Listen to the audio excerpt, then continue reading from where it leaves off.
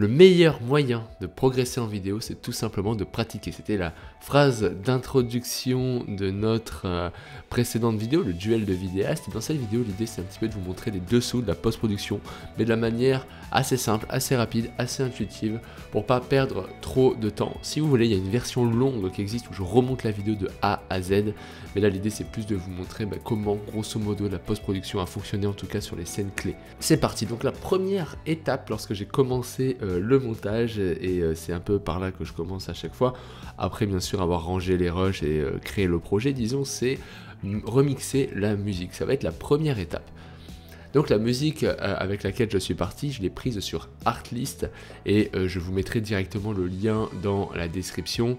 Lorsque je vais remixer la musique, moi ce que je vais essayer de repérer directement, ce sont les crêtes, les moments où ça part, parce que là ce qu'on souhaite faire c'est réaliser une vidéo de 15-20 secondes, donc on n'a pas le temps pour les moments calmes, on aime directement les moments un peu punchy, les moments qui sont dynamiques, et c'est ce qu'on va aller rechercher dans le montage. Donc j'ai identifié les différentes crêtes, le moment où ça part disons, et la conclusion. Alors pour la conclusion c'est très simple, souvent je vais regarder à la fin de la musique, et à la fin de la musique il y a toujours un moment où voilà, la musique s'arrête, et je vais essayer de récupérer ce moment là pour l'intégrer dans mon montage. Et voilà, donc on se retrouve avec une musique de 15 secondes qui est plutôt dynamique, qui est plutôt sympathique, qui est celle justement du montage. Et maintenant, l'idée, ça va être de monter sur cette musique. Donc les deux premières scènes, il n'y a rien de vraiment sorcier, hormis du cut finalement, et un petit peu de colorimétrie et des masques. Donc moi en fait ce que j'ai fait, c'est tout simplement que j'ai masqué la bouteille. Alors je l'ai masqué de manière brute pour pas qu'on voit les petits détails sur les côtés. Et la colorimétrie c'est pareil, j'ai pas fait quelque chose de très recherché, j'ai juste baissé disons ma dynamique pour avoir un fond très noir, une ambiance assez dark finalement. C'était vraiment ce que je recherchais, cette ambiance un peu bleutée, foncée. Et j'ai cuté les plans pour justement que ça colle. Donc là il n'y a rien de bien compliqué, on va directement passer au plan de l'impossible comme je l'appelle, un plan justement un peu plus complexe à réaliser. Donc en fait ma grande idée sur ce plan c'était de faire tourner le pod, qui est cette petite capsule qui se met sur la gourde et qui permet justement d'avoir le goût par l'odorat et non pas par des additifs ou tout ça qu'il y a dans la bouteille. C'est un petit peu la différenciation de cette gourde, c'est un petit peu son principe. Et ma grande idée c'était de prendre des fruits, de les faire tourner un petit peu et de les faire rentrer dans la gourde et de terminer par ce pod qui va se clipser sur la gourde. Le problème c'est que ça c'est impossible à tourner en l'état, donc il va falloir un petit peu trouver un subterfuge pour le simuler. Donc en fait moi la technique que j'ai employée, j'ai tout simplement d'abord filmé ma gourde à vide, tout simplement. Ensuite, j'ai filmé ma gourde avec le pod clipsé déjà. Et ce que j'ai fait, c'est que je l'ai tapé violemment contre la table afin d'avoir un petit mouvement comme si justement des choses étaient rentrées, enfin en tout cas qu'il y a une interaction physique avec la gourde. Et derrière j'ai enregistré un à un le pod et les fruits. Donc déjà la première étape en post-production c'est tout simplement de raccorder le moment où la gourde n'a pas le pod avec le moment où la gourde a le pod. Donc il y a un moment déterminant dans la musique où je voulais que le pod se clipse parce que c'est un moment fort, où ça part, où ça voilà, il y a quelque chose de fort à ce moment là et je voulais que ce soit ce moment. Donc tout simplement avec un système de cut, j'ai tout simplement mis le pod au bon endroit et voilà ce que ça donne.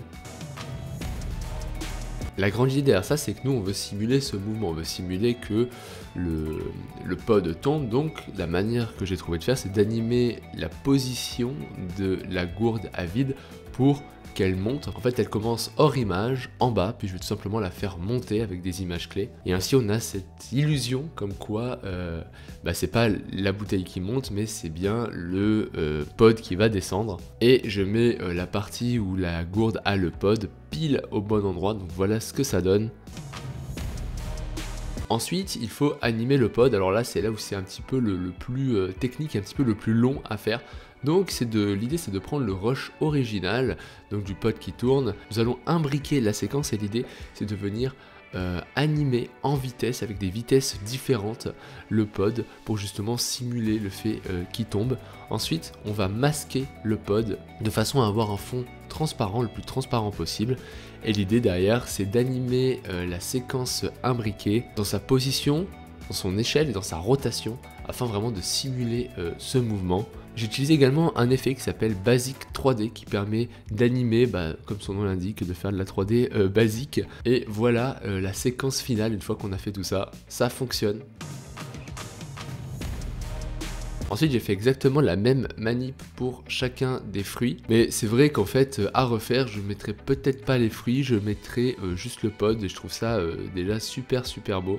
Parce qu'avec les fruits, il y a trop d'éléments à l'écran, et finalement, on comprend pas bien ce qu'il se passe. Ensuite, il y a une animation de 2 plans, qui n'a rien vraiment de technique et qui utilise un peu les mêmes principes qu'on a vus précédemment. Donc en fait, l'idée c'est tout simplement de faire descendre le premier plan avec la gourde avec le pod, de façon à croire qu'en fait la caméra monte, et derrière en fait on va jouer avec le mouvement des pommes que j'ai lancées en l'air, et on a vraiment cette impression que ça monte. Et pour accentuer ce mouvement, j'ai mis 2 traits qui sera une ligne continue, disons, dans les 2 plans, ce qui va donner l'impression qu'ils sont vraiment raccords, alors qu'en réalité ce sont 2 plans totalement différents. Donc en fait pour cette partie, moi je l'ai faite sur After Effects parce que c'est beaucoup plus simple en réalité de faire ce genre de choses sur After Effects, et j'ai tout simplement animé ces 2 traits. Donc voilà, rien de bien sorcier là-dessus, c'est juste une histoire de masque et une histoire de mouvement et d'image clé. Pour la scène suivante, donc les air-up qui tournent, bon, c'est encore une fois la même chose, j'ai un plan de la gourde qui tourne, et je l'ai dupliqué tout simplement et joué avec les positions et les échelles pour avoir ce plan avec toutes les gourdes qui tournent. J'ai animé également un peu la vitesse parce que les plans tournent très lentement sur la plaque tournante, mais ce qui est intéressant c'est qu'ils tournent de manière très régulière, ce qui fait que je peux très facilement animer la vitesse et on voit pas qu'il y a un trucage. Alors que si vous faites tourner ça, je sais pas moi, avec la plaque de votre micro-ondes par exemple, qui est un peu l'idée de beaucoup de gens qui veulent faire ce genre de mouvement mais qui n'ont pas de plaque tournante, ça va être très compliqué d'avoir un mouvement régulier forcément. Et pour le dernier plan, écoutez, je me suis plus cassé la tête à le faire d'un point de vue tournage que à le monter, puisqu'en fait à monter j'ai juste fait une animation d'échelle où j'ai dézoomé légèrement et j'ai cuté le plan, et ça je trouve ça super intéressant de cuter les plans dans le mouvement. Donc au moment où je prends la gourde et que je tire, il y a un cut, puis ensuite il y a le logo. Alors pour le logo, je donne ce petit tricks, à la base il était violet, mais moi je le voulais blanc sur noir, je trouvais ça beau. Et ce que j'ai fait tout simplement, c'est que j'ai fait un effet lumétrie et j'ai mis la courbe à fond en l'air, et ça donne ce résultat où ça met tout ce que vous voulez. D'ailleurs tout logo, toute chose sera totalement blanche si jamais vous faites cette technique. Si vous voulez aller plus loin, premièrement, il y a la version longue qui est disponible gratuitement sur YouTube, donc je vous invite à la regarder. Dans l'idée, on monte le projet de A à Z, donc ça dure plus d'1 heure, et il y a plein de tips que je partage qui sont intéressants. Et si vous voulez aller encore plus loin, avoir les médias bruts et le faire en même temps que moi, il y a un lien en description pour justement accéder à une formation qui vous permet de le faire plus sérieusement, et où les épisodes sont découpés afin de permettre de mieux suivre le tutoriel. Sur ce, moi je vous laisse là, je vous dis à bientôt et bon courage dans vos projets.